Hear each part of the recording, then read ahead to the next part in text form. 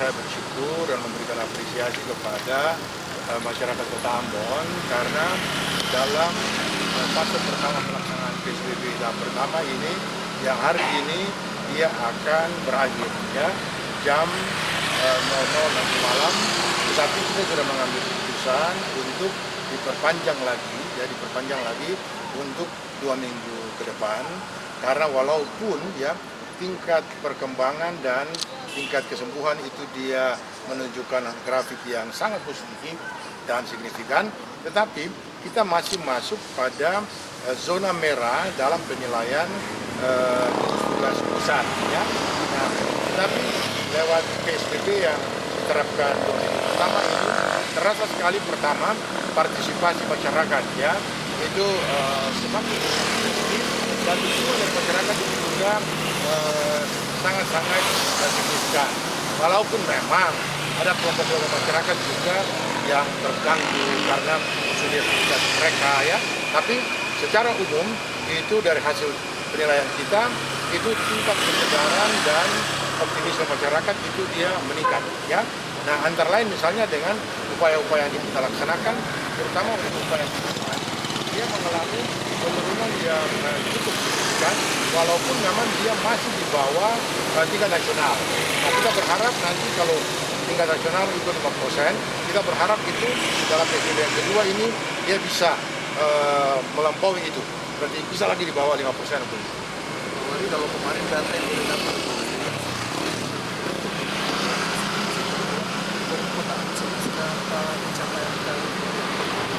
ya, jadi memang sekarang yang terkonfirmasi yang sementara dirawat kurang lebih itu 343 ya, 343, tapi yang sembuh itu 185.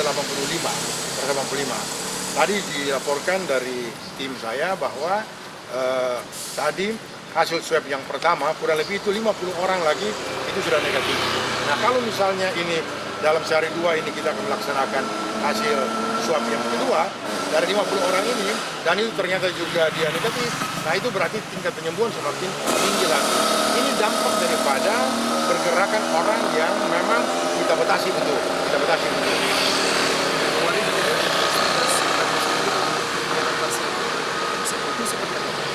Jadi memang untuk indikator kesembuhan itu ada pada hasil swab ya yang dilaksanakan oleh lab ya.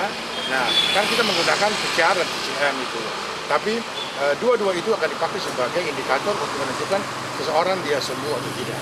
Walaupun dia sudah sembuh, tapi tugas pendampingan kita, pengawasan kita oleh tim kesehatan kita tetap dia jalan supaya jangan sampai dia bisa kambuh lagi untuk kita. Nah, Pak Wali ini kan sudah 2 minggu memperlakukan PSBB, namun dari rekomendasi itu dampak dari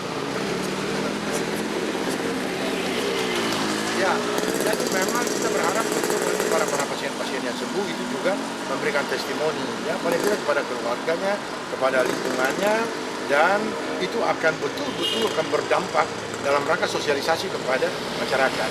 Selain langkah-langkah represif yang kita laksanakan, tapi juga langkah-langkah preventif seperti sosialisasi, edukasi yang kita laksanakan dari satu desa ke desa lain, satu lingkungan ke lingkungan lain.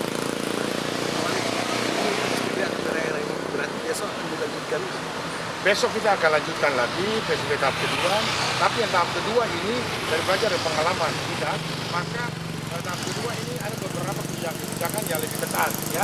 Misalnya lagi seluruh mal yang ada di kota ini ditutup, itu yang pertama. Yang kedua, seluruh pusat-pusat kebugaran ya, gym ataupun juga pusat senam dan sebagainya itu juga fitness itu ditutup. Kemudian juga barbershop, kemudian salon-salon kecantikan, segala itu ditutup ya. Kemudian juga kita amati moda transportasi terutama untuk kendaraan roda 4 ya yang sifatnya pribadi itu kita batasi dengan pergerakan ganjil genap ya.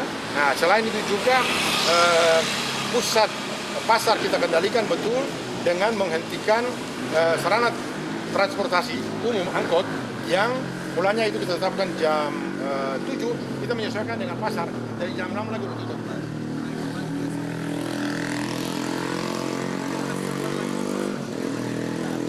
Ya, tentu saya berharap dan menghimbau ya masyarakat bahwa tidak ada pemerintah yang betul-betul berniat buruk terhadap rakyatnya. Oleh karena itu apa yang dilakukan oleh pemerintah ini mari kita dukung, kita support, karena kalau ini kita share semua, kita akan bisa mengejar ketertinggalan kita. Baik, kembali penting masyarakat selalu berharap dengan SPP ini semua pasien COVID terus bertambah. Ya, Terima kasih terima kasih banyak.